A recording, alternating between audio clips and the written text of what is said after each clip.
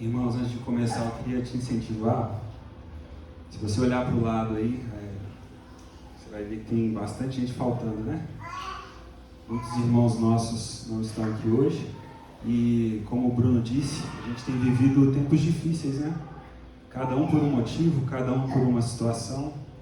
Geralmente o incentivo é: ligue para um desses irmãos e pergunta se está tudo bem, sentiu sua falta. Mas eu queria te incentivar a escolher um desses irmãos que você sentiu falta aqui hoje e passar essa semana em oração por ele. Eu acredito que uma das formas da gente demonstrar amor pelos nossos irmãos em Cristo é a oração. Se quiser ligar também, né, fica à vontade, mas eu queria te desafiar a orar por alguém, a tentar discernir algo, a compartilhar uma palavra, a edificar uns aos outros, né? Esse é o objetivo nosso como igreja, que todos cheguem até o mesmo nível, que todos estejam alimentados, enfim. Então eu queria te fazer esse incentivo. E a gente vai continuar hoje a nossa série de mensagens. A gente tem falado sobre as cartas, né? As cartas às igrejas. E hoje a gente vai começar a falar da carta de Hebreus. É uma das cartas que a gente não tem assim, certeza de quem escreveu. Muito se fala que é o apóstolo Paulo, né? Mas ainda não temos essa certeza. Mas então eu quero te convidar a abrir em Hebreus, o capítulo 11, e o nosso assunto hoje é fé, pela fé. Hebreus 11.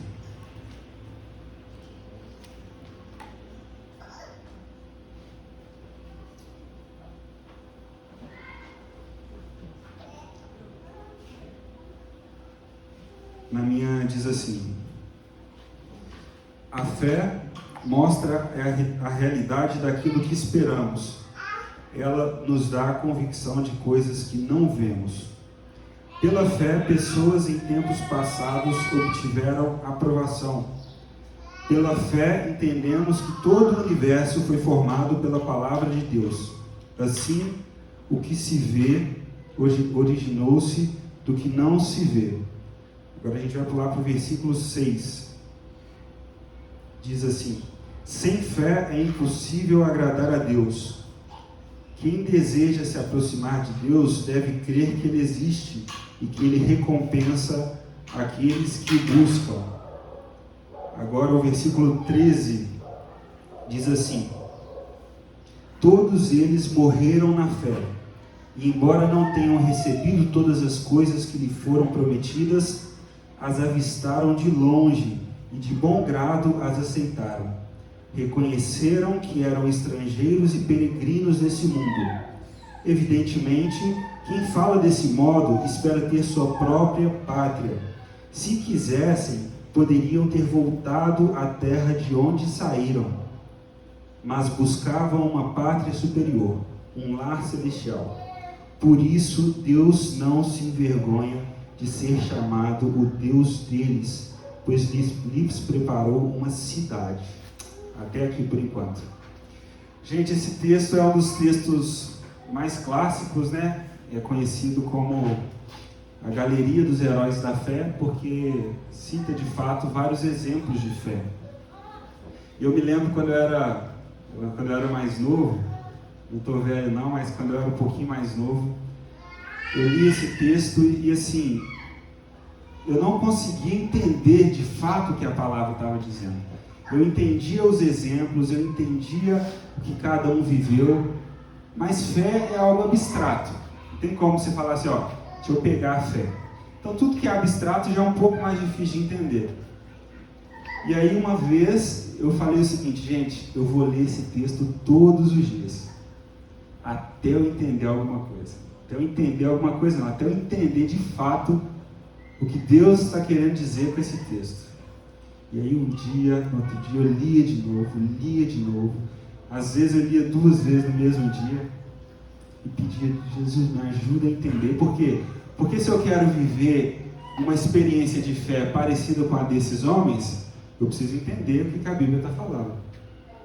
E eu lia. E hoje eu vou compartilhar um pouco sobre o que eu entendo a respeito dessa palavra. Se vocês pararem para ver, eu pulei todos os exemplos de fé. Eu li só o que a Bíblia fala sobre fé, mas pulei os exemplos, Abraão, Noé. No final a gente vai falar do exemplo, mas no início a gente vai se ater ao que a Bíblia quer dizer com fé. É interessante pensar, gente, que a gente que é humano, a gente experimenta a realidade, a gente vive com base em 5 sentidos: visão, audição, tato, olfato e paladar. Mas hoje a gente é profundamente viciado em um dos sentidos. Ele é mais importante, na minha opinião, no mundo de hoje do que os outros. A gente gosta de ver as coisas. A gente gosta de ver. A gente gosta de ver ao vivo, em 4K. A gente gosta de ver holograma. A nossa sociedade é assim, cara, se eu não vi, não aconteceu. É mentira. Tipo Tomé, sabe Tomé? O pessoal fala, Jesus apareceu, eu não vi. Então não acredito. Quando eu ver, aí eu vou acreditar. E aí Jesus aparece para ele. Hoje a gente é profundamente apegado na visão, a gente quer ver as coisas. Tem um meme que reflete bem isso. O pessoal costuma postar um negócio, aparece um negócio, vocês põem assim, só acredito vendo. Aí ele vê e fala assim, não acredito. Às vezes nem vendo a gente acredita mais. Imagina se a gente nem vê. Isso é um problema, porque a palavra começa falando o seguinte: a fé é o firme fundamento de coisas que esperamos e prova das coisas que não vemos. Quem precisa ver demais, ver tudo, não tem fé. Se você pegar a galeria dos heróis da fé, começa Abel, Abraão, Moisés, e aí fala de Moisés, e aí tem 40 anos que não fala nada, pula uma geração inteira. O último exemplo, o exemplo de fé é Moisés. Só um minutinho que eu vou achar para ficar claro. Pela fé, Pela fé, Moisés abriu o mar vermelho. E qual que é o próximo exemplo de fé? Pela fé, os muros de Jericó caíram. Mas o que houve entre o mar vermelho abrir e o muro de Jericó cair? Teve uma geração que ficou 40 anos no deserto. E elas viram o mar se abrir. Eles viam uma coluna de fogo. Eles viam uma nuvem os acompanhar para preservar eles. Eles viram o pão cair do céu.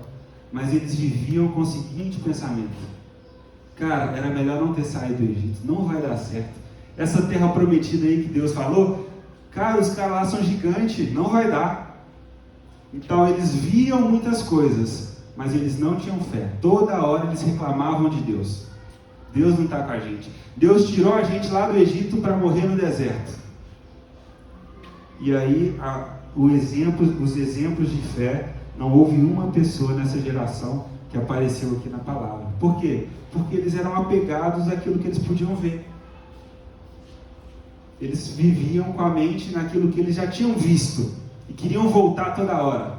Mas Deus tinha dado uma palavra para frente. E eles eram profundamente apegados àquilo que eles viam.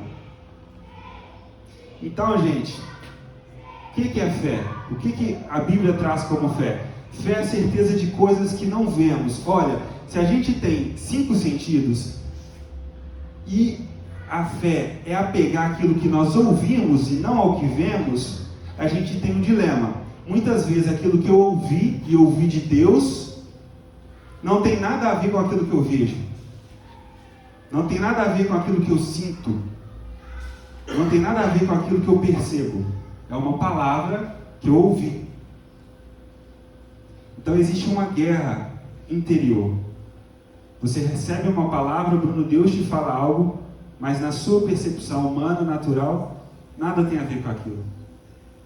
Tipo Noé, sabe Noé? Noé, constrói uma arca, porque vai cair um dilúvio sobre a terra. Noé nunca tinha visto chuva. Como assim um dilúvio?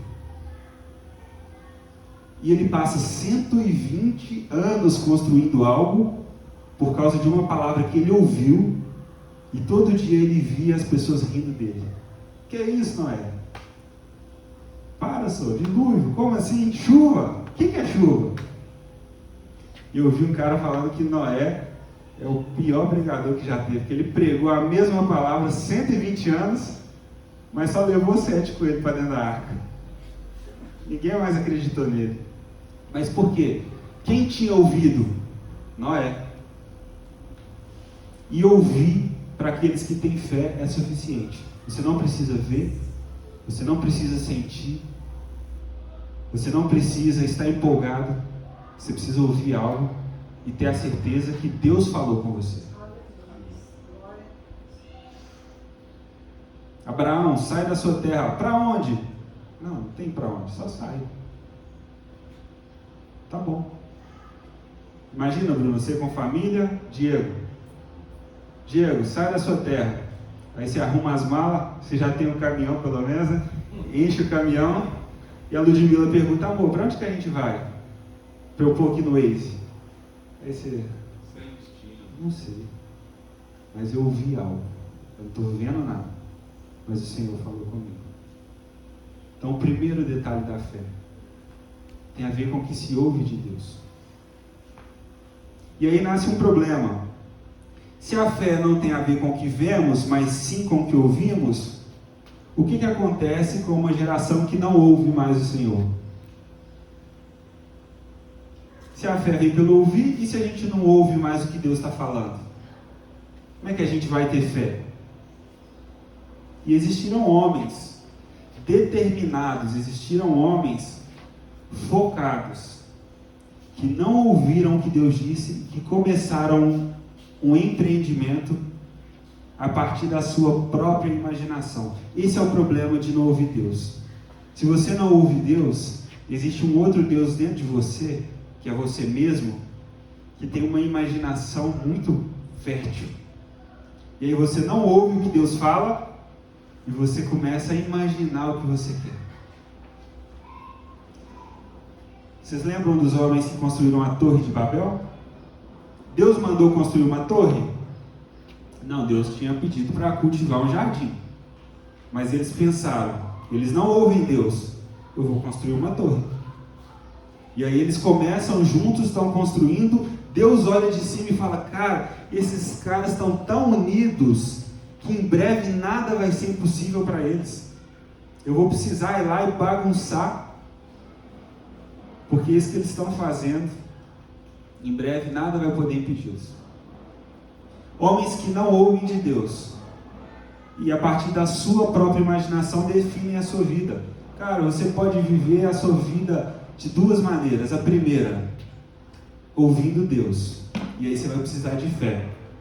A segunda, ouvindo você mesmo, aí você vai de qualquer jeito. Nós que estamos aqui escolhemos, eu acredito, viver de acordo com o que Deus fala.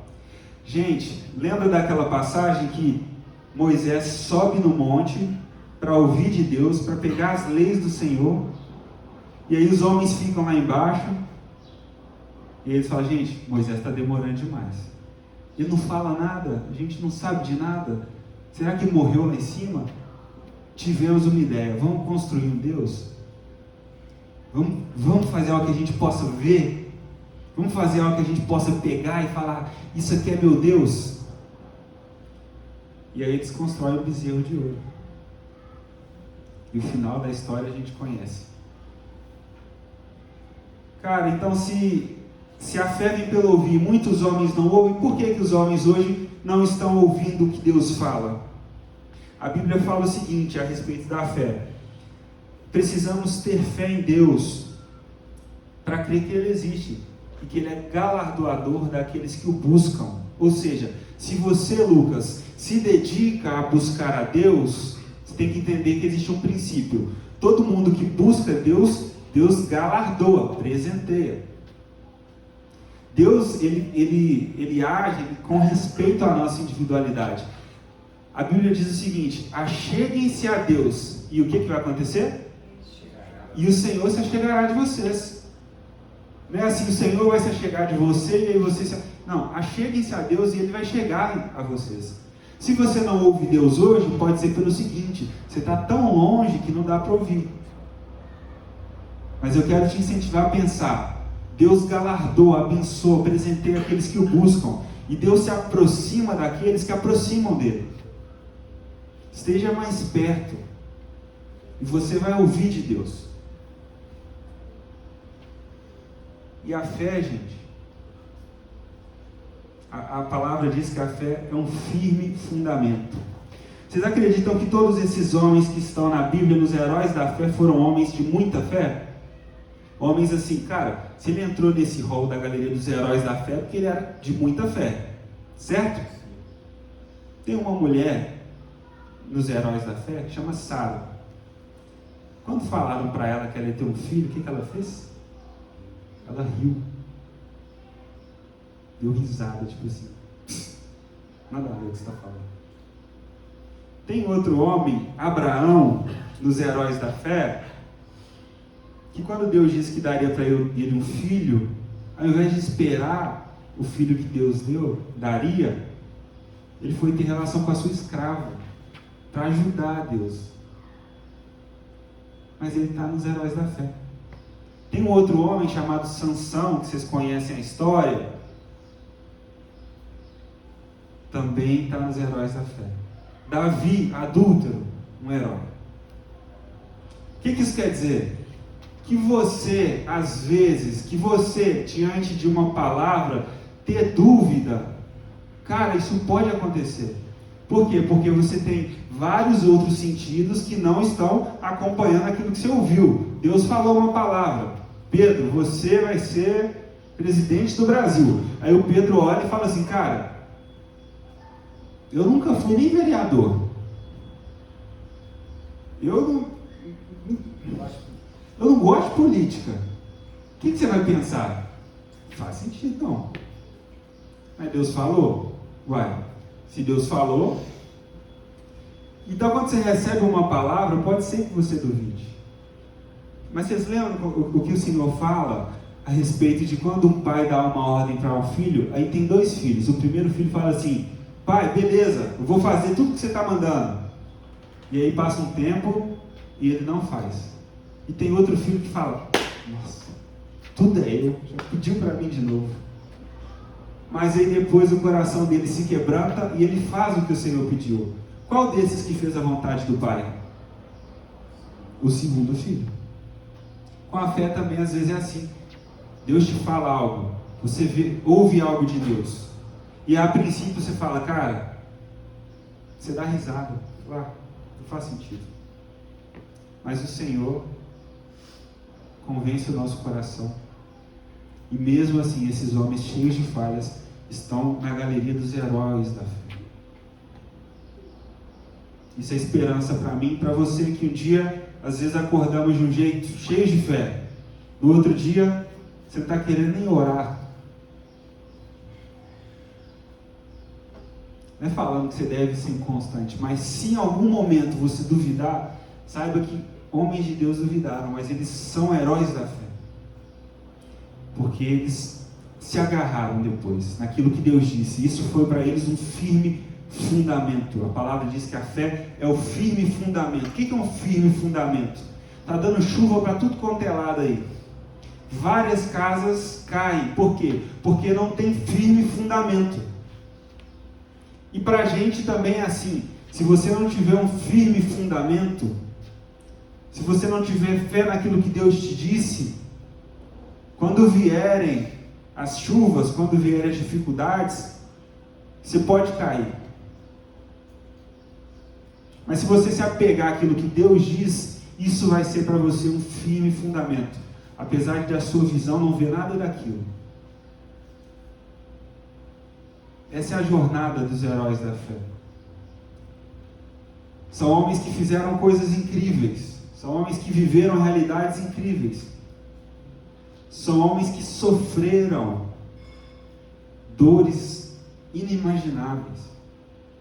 Porque a gente gosta de lembrar a fé como algo assim, é fé para o bom, fé para conquistar, fé para isso, para aquilo. mas é fé para sofrer também. Olha como o Bruno começou o culto. Cara, estão vindo dias maus. E se você não tiver fé no dia mau, cara?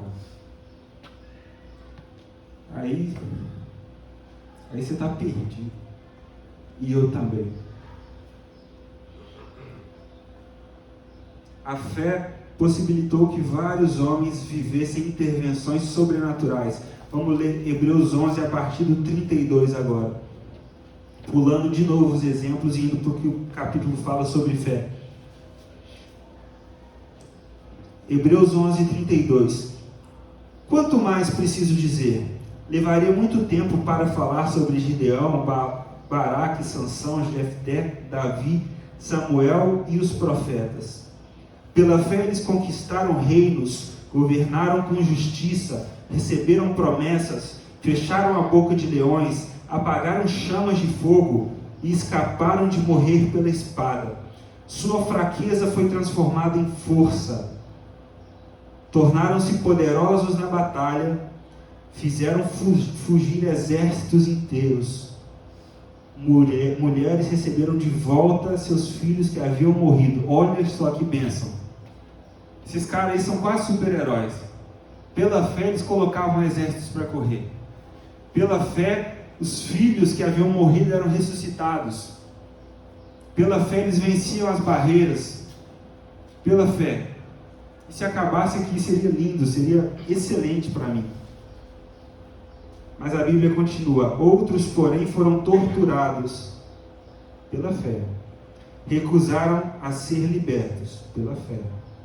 Depositaram sua esperança na ressurreição para uma vida melhor. Alguns foram alvos de zombaria e açoites pela fé, e outros acorrentados em prisões. Alguns morreram apedrejados pela fé, irmãos. Outros foram cerrados ao meio, e outros ainda mortos à espada. Alguns andavam vestidos como peles de ovelhas e cabras, necessitados, afligidos e maltratados. Quem quer ser cerrado ao meio pela fé, por uma palavra que Deus te deu? Quem tem coragem? Quem escolhe ganhar lá na frente, na vida vindoura, para perder tudo aqui, tomar até o fundo do olho, pela fé? Se a gente fizer um culto, o culto da fé, falar que vem, gente, nós vamos ser cerrados ao meio pela fé, nós vamos sofrer pela fé, vai encher, né? Cheio de mosquitos. Mas olha o que a Bíblia diz no versículo seguinte sobre esses homens. Este mundo não era digno deles. Vagaram por desertos e montes, escondendo-se em cavernas e em buracos na terra. Sabe o motivo pelo qual o mundo não era digno desses homens? Não é pelo que eles fizeram de extraordinário. Foi por aquilo que eles sofreram por uma palavra. Foi por aquilo que eles suportaram de dor, de aflição, por aquilo que ouviram. E a Bíblia dá um testemunho desse. Cara, o mundo não era digno desse cara. Imagina, Charles, a palavra falando sobre você. O mundo não é digno do Charles. Não porque ele é dizimista, não porque ele toca bem, ele prega bem, mas porque ele se dispôs a sofrer, a perder pela fé.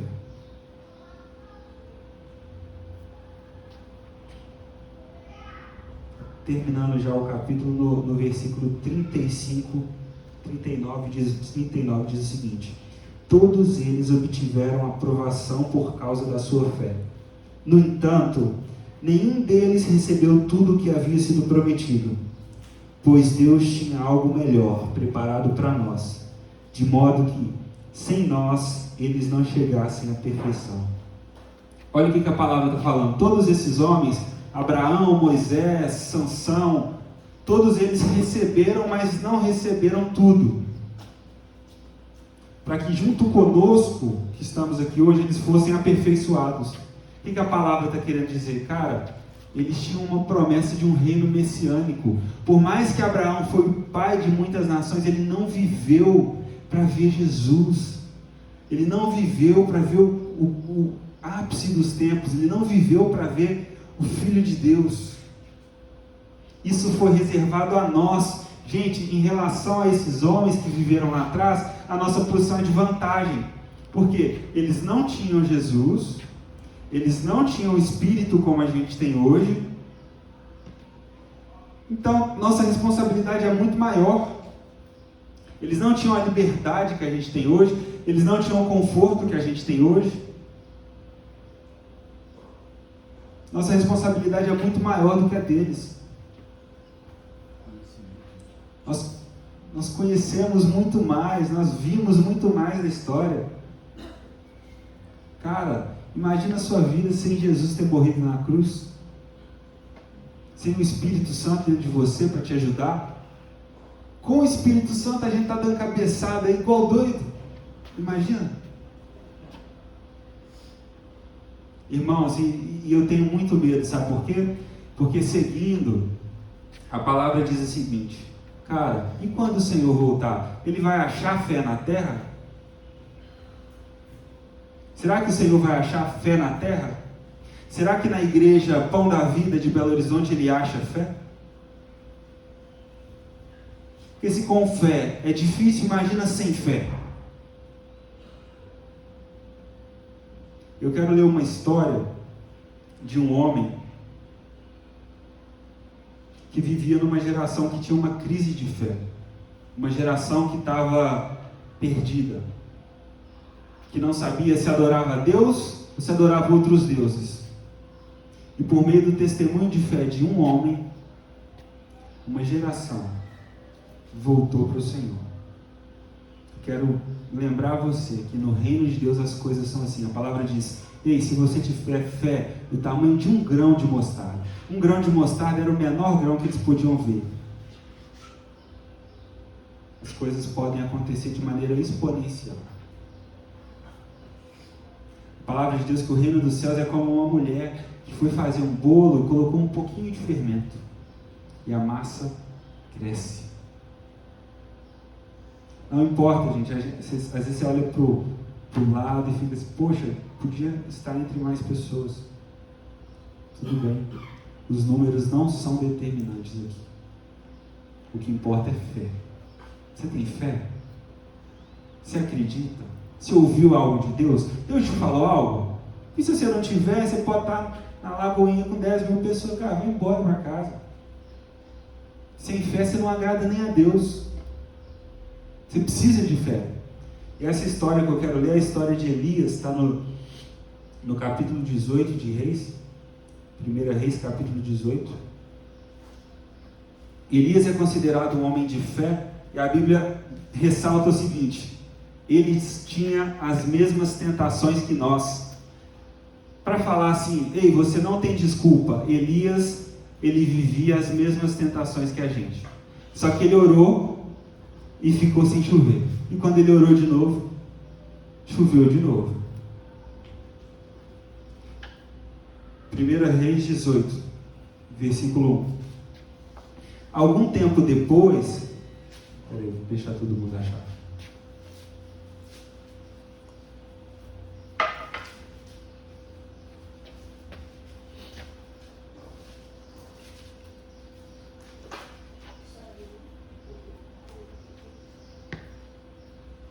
Amém. 1 Reis 18, versículo 1.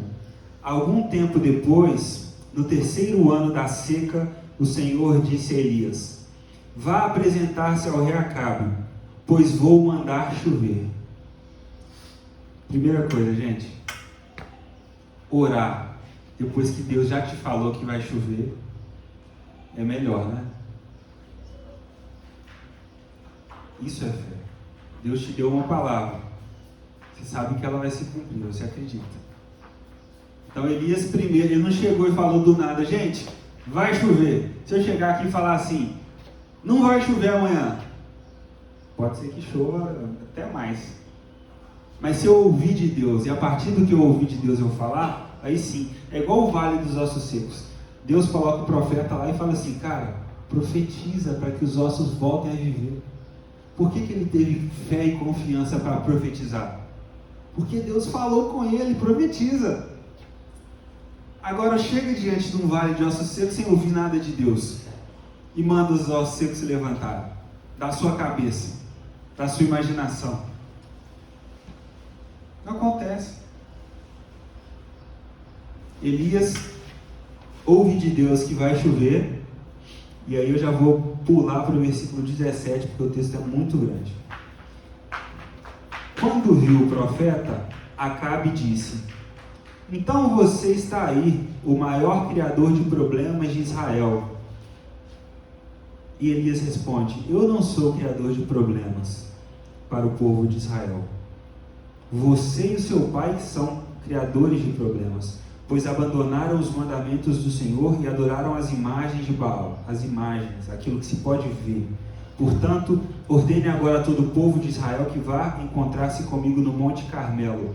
Mande também os 450 profetas de Baal e os 400 profetas de Azerá, que são sustentados pela rainha Jezabel.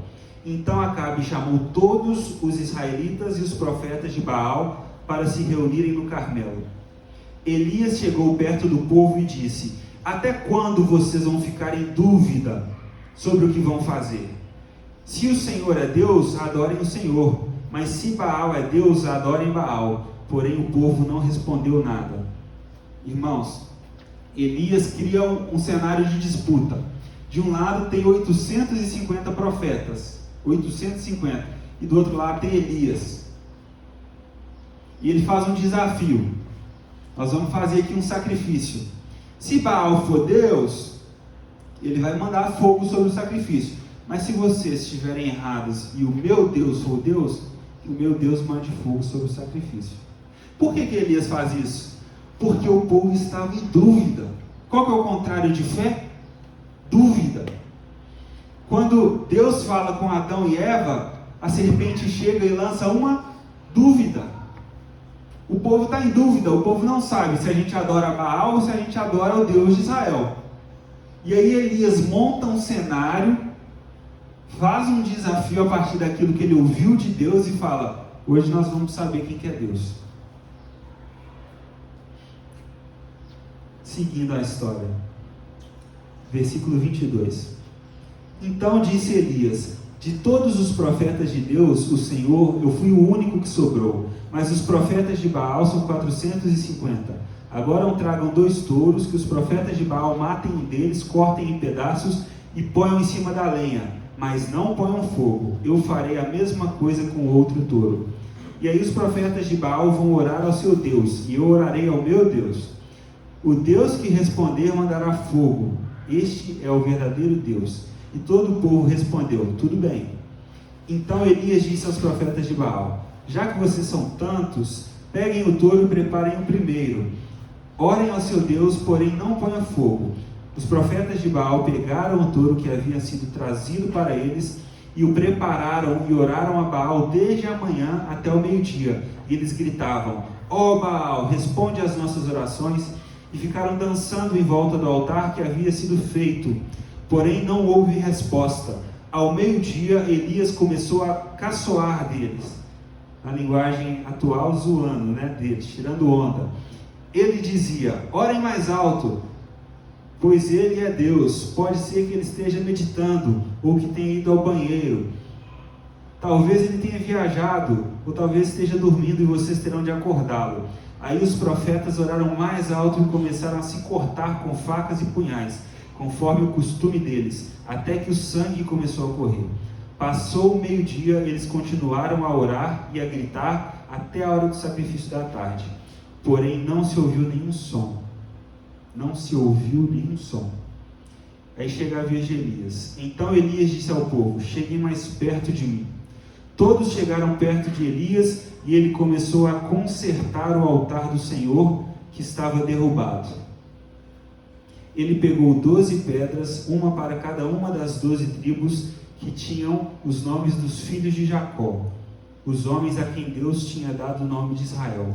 Com essas pedras, Elias reconstruiu o altar para a adoração do Senhor, depois cavou uma valeta em que cabiam mais ou menos 12 litros de água. Em seguida, colocou lenha no altar, cortou o touro em pedaços e o pôs em cima da lenha. Algo que a gente aprende aqui, irmãos. Se você quer ver a intervenção de Deus, se você quer ver a presença de Deus, não é de qualquer maneira. Os profetas de Baal estavam gritando, estavam se cortando, enfim. E o que Elias faz? A primeira coisa que Elias faz, a fim de ver o fogo descer do céu, é consertar o altar. Talvez você anseia viver algo a mais em relação a mais de Deus, mas você está com o altar caído. O altar é um lugar de sacrifício, o altar é um lugar de adoração. A primeira coisa que Elias faz é consertar esse lugar, é pegar pedras, não tijolos, pedras diferentes, e organizá-lo, para que houvesse um ambiente onde a glória de Deus poderia descer. Versículo 34, isso aqui é surreal. Então disse: encham 4 jarras com água e derramem sobre o animal sacrificado e sobre a lenha. Eles fizeram o que Elias estava mandando, e ele disse: façam de novo. E eles fizeram, e ele disse: façam de novo. E eles fizeram.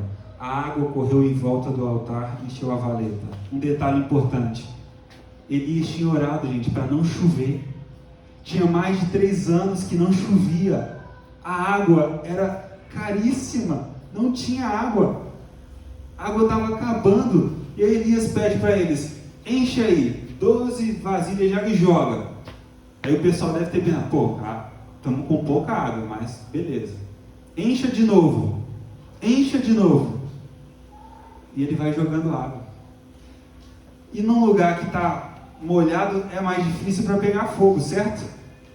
Então Elias está tirando. Gente, a água está acabando. Elias está provando o povo. Cara, vocês acreditam? Vocês têm fé? Então pega aí o que vocês têm de importante e derrama aqui no altar. Pronto, Elias. Não, faz de novo. Pronto, Elias. Não, faz mais uma vez. E eles derramam água sobre o altar. E o que acontece depois? 36. Quando chegou a hora do sacrifício da tarde, o profeta Elias chegou perto do altar e orou assim: ó Senhor, Deus de Abraão, de Isaque e de Jacó, prova agora que és o Deus de Israel, e que sou teu servo, e que fiz tudo de acordo com a tua ordem, ou com aquilo que eu ouvi do Senhor. Responde-me, ó Senhor, responde-me, para que esse povo saiba que tu, Senhor, é Deus e está trazendo este povo de volta para ti. Então o Senhor mandou fogo, o fogo queimou o sacrifício, a lenha, as pedras, e a terra ainda secou a água que estava na valeta. Quando viram isso, os israelitas se ajoelharam, encostaram o rosto no chão e gritaram: o Senhor é Deus, só o Senhor é Deus. Elias ordenou: prendam os profetas de Baal, não deixem escapar nenhum. Todos foram presos, e Elias fez com que descessem até o riacho de Quizon, e ali os matou. Então Elias disse ao rei Acabe: agora vá comer, pois já estou ouvindo o barulho de muita chuva. A fé é pelo ouvir. Ele não falou: eu estou vendo que vai chover. Acabe, pode ir embora, porque eu estou ouvindo que vai vir muita chuva.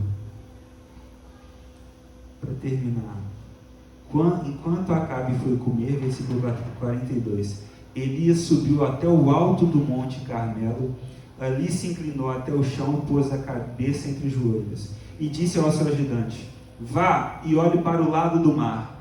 O ajudante foi e voltou, não vi nada. 7 vezes Elias mandou que ele fosse olhar. Na 7ª vez ele voltou e disse: eu vi subindo do mar uma pequena nuvem, do tamanho da mão de um homem.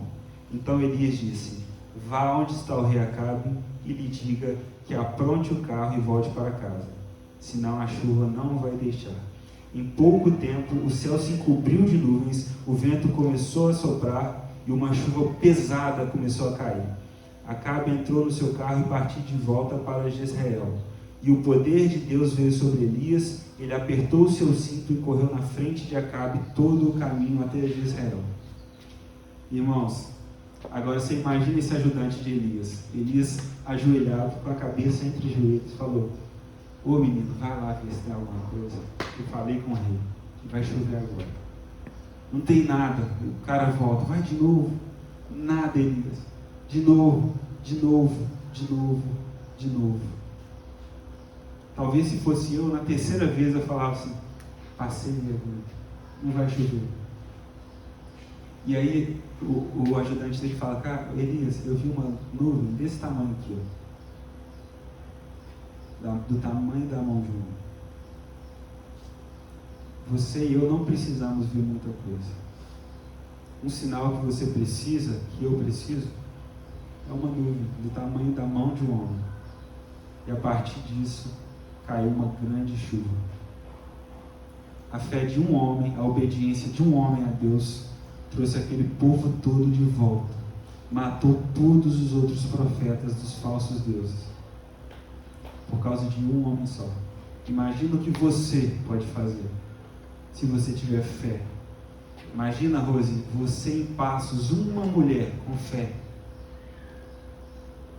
Imagina uma igreja com fé. As coisas podem acontecer, gente. A gente tem que entender o seguinte: entre a palavra de Deus e o cumprimento da palavra tem um processo. E muitas vezes a gente se perde aonde? Entre a palavra e o cumprimento, porque a gente não tem fé. E hoje o Senhor quer nos ensinar a acreditar no meio do processo, acreditar no meio do caminho. Irmãos, a gente fica pensando: Felipe, mas essas coisas, essas grandes manifestações de fé só aconteciam no passado. Hoje em dia isso não acontece mais. Hoje em dia a gente não vê milagres mais. Mas eu acredito que Deus não mudou, Deus muda. A palavra diz que Deus é o mesmo ontem, é o mesmo hoje e é o mesmo eternamente. O que mudou foi a busca, o que mudou foi a entrega, o que mudou foi a fé, a falta dela, a falta de coragem, de ousadia. Outra vez Elias, ele é mandado para uma cidade por Deus e encontra uma mulher. A mulher tinha que alimentar ele, mas a mulher não tinha nada. Ela só tinha um pouquinho de farinha para fazer um bolo para ela e para o filho dela. Aí você imagina um homem de Deus falando assim: ô senhora, em vez de você fazer o bolinho para o seu filho, faz para mim. O que a gente ia falar desse pastor? Esse torquinho na mulher. A mulher não tem nada, está pedindo a única coisa que ela tem. Mas Elias tinha ido para aquele lugar a partir do que Deus falou, cara. Elias não se movia assim: ó, hoje eu vou ali, vou pedir àquela moça, amanhã eu vou ali. Não, ele se movia debaixo de uma palavra de Deus. E hoje a gente quer se mover fora da palavra, mas ter o resultado que as pessoas que viviam debaixo da palavra tinham. Não existe. É a mesma coisa de eu querer ficar forte, musculoso, sem ir na academia. É a mesma coisa de eu querer ficar inteligente sem ler um livro. De eu emagrecer comendo igual um elefante. O processo é essencial para o cumprimento da palavra de Deus. Entre o que você ouve e o cumprimento, você tem que se submeter a um processo. Ô Bruno, tá querendo casar? Tá doido, não tá? Tá doido. Entrou no processo. Foi lá, pediu um namoro. Um caminho, uma caminhada. Você não pede para casar hoje e amanhã você está casado com 2 filhos. Não. Eu conheci a Lídia. Eu fui lá na cidade dela, pedi a mãe dela em casamento. A gente se guardou, se preservou, a gente foi discipulado, a gente noivou, a gente casou, viajamos, curtimos, tivemos um filho. As coisas não acontecem assim. Mas hoje a gente quer o quê? Micro-ondas, né? Peraí, eu preciso de um milagre. Deixa eu pôr minha oração no micro-ondas. Eu ponho meu pedido no micro-ondas da oração e Deus tem que fazer. O Mateus aqui, ó, o amigo nosso, passou em medicina. Você acha que foi assim? Quero passar em medicina, ajoelhou e falou: Jesus, me ajuda a passar em medicina. Aí ele foi para o Enem e passou. Não, faltou um detalhe importante aí. Um processo de anos de estudo. Mas a gente quer o resultado dos homens de fé, sem se submeter aos processos que eles viviam. Imagina Elias, imagina João Batista se vestindo comendo gafanhoto, mel silvestre, vivendo no deserto. Você quer? Você quer viver no deserto? Porque se você quiser o resultado dele, aí você pode ir para o deserto. Mas a gente ama o resultado e não ama o processo. Para finalizar, gente, eu queria compartilhar uma pequena história para que a gente entenda que a fé e uma vida extraordinária de fé não é uma coisa do passado. Existiu um homem chamado Jonathan Edwards. Ele viveu comparado a Moisés, a Abraão, ele é recente, né? Da história recente. A gente colhe os frutos da vida dele até hoje. E aqui que eu vou ler é um breve testemunho sobre a vida dele. Visitei o velho templo da Nova Inglaterra, onde Jonathan Edwards pregou o comovente sermão: pecadores nas mãos de um Deus irado. Edwards segurava um manuscrito tão perto dos olhos que os ouvintes mal podiam ver o seu rosto. Porém, com a continuação da leitura, o grande auditório ficou abalado. Um homem correu para a frente clamando: Senhor Edwards, tenha compaixão. Outros se agarraram aos bancos pensando que iam cair no inferno. Vi as colunas que eles abraçavam para ficarem firmes, pensando que o juízo final havia chegado. O poder daquele sermão não cessa de operar no mundo inteiro, mas convém saber algo mais da parte da história, geralmente não contada. Imediatamente antes desse sermão, por 3 dias, Edwards não se alimentara. Durante 3 noites não dormira.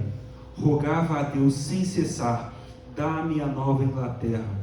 Ao levantar-se da oração, dirigindo-se para o púlpito, alguém disse que ele tinha o semblante de quem olhara por algum tempo o rosto de Deus. Ao invés de abrir a boca para proferir a primeira palavra, antes de ele abrir, a convicção caiu sobre o auditório. Assim escreveu João Wilbur acerca de Jonathan Edwards. Esse célebre pregador, contudo, não foi o único que lutou com Deus em oração. Ao contrário, depois de ler cuidadosamente as biografias de alguns dos maiores vultos da Igreja de Cristo, concluímos que nunca se pode atribuir o êxito de qualquer deles unicamente aos seus próprios talentos e força de vontade. Certamente, um biógrafo que não crê no valor da oração não conhece o poder do Espírito Santo que opera nos corações. Não mencionaria a oração como sendo o verdadeiro mistério da grandeza dos heróis da fé. Irmãos, esse homem pregou um sermão.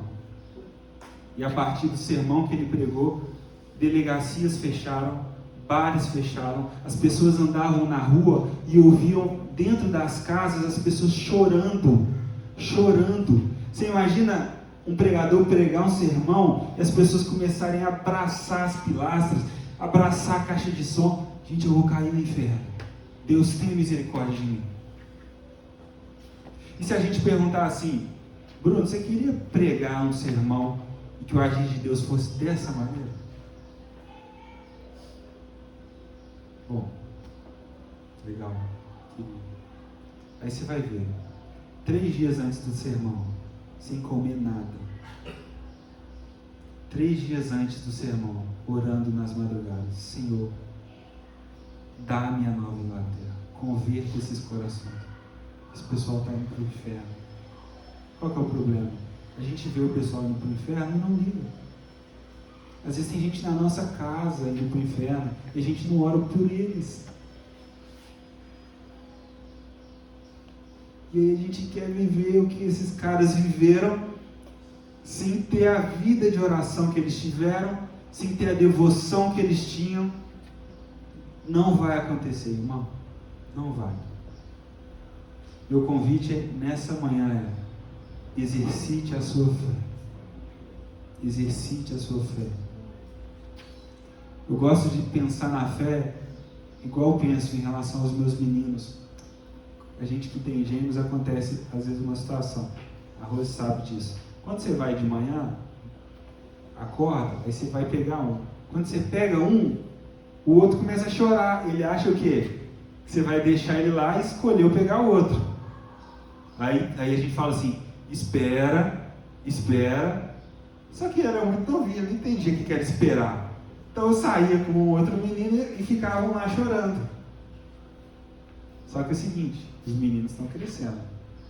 Aí hoje eu pego um, olho no olho do outro e falo assim: espera, meu pai vai voltar, só vou levar seu irmão, espera. Hoje ele já ouve o que o pai está falando e não se desespera, ele espera. Aí quando eu volto ele está assim: meu pai chegou. Espera. Isso é fé. Isso é fé. Ele tem fé que o que o pai falou para ele vai acontecer. Ele era um pouco menor, ele não tinha. Só que ele cresceu na fé. E daqui a pouco, é o que acontece com as crianças, ela acredita em tudo que o pai fala. Quando que ela perde fé? Quando o pai não cumpre o que fala. Só que Deus é um pai que sempre cumpre o que fala. Então não perca a sua fé. Amém? Queria que você se colocasse de pé.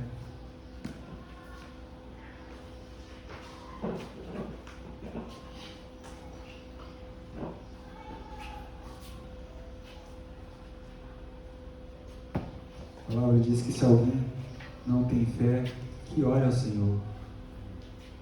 E peça sem duvidar.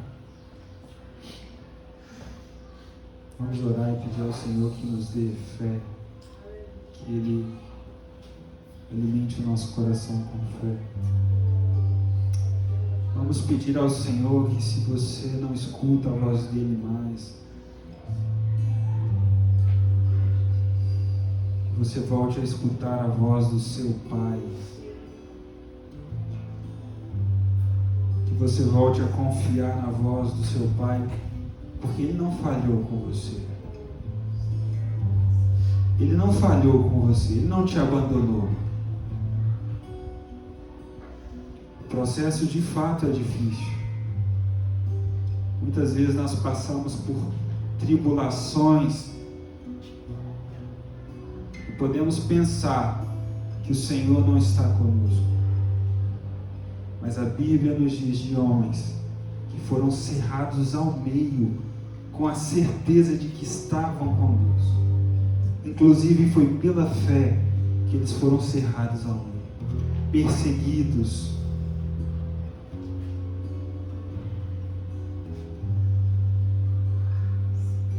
Oh Pai, obrigado por essa manhã. Obrigado, Jesus. Obrigado por essa manhã especial. Obrigado, Pai, porque eu creio na sua soberania. E aqueles que estão aqui, aqueles que deveriam estar. Eu quero pedir ao Senhor, Pai, que aumente a nossa fé. Que aumente a nossa fé. Que aumente a nossa capacidade de ouvir o que o Pai diz. E de como uma criança se lançar no colo do Pai e confiar que o Senhor proverá o escape. E mesmo que não haja escape, o Senhor, a sua palavra nos sustentará mesmo na dificuldade, mesmo nos momentos difíceis. Nos livra, Pai, do mal dessa geração, de precisar ver tudo, de precisar ter tudo desenhado na nossa frente, de precisar ter um mapa, de precisar pôr no Waze para sair, quando muitas das vezes o Senhor nos diz: saia desse lugar, sobre a minha palavra, sobre aquilo que eu disse a você, você pode sair, Pai, que não sejamos enganados, que não sejamos, Pai, homens que são conduzidos pela sua própria imaginação, que criam deuses à sua imagem e semelhança, mas que sejamos homens de fé, de fato, Pai. Por favor, Senhor, aumenta a nossa fé, aumenta a fé dos meus irmãos, fé no Senhor, fé que o Senhor é bom, que é galardoador daqueles que o buscam, fé, Pai, na Tua palavra que diz que se achegarmos ao Senhor, o Senhor se achega de nós, o Senhor quer relacionamento conosco, o Senhor quer amizade conosco, Pai. Que nada mais tenha a nossa atenção do que o Senhor, Pai. Que nada mais tenha a nossa atenção do que a Sua palavra, do que aquilo que o Senhor diz.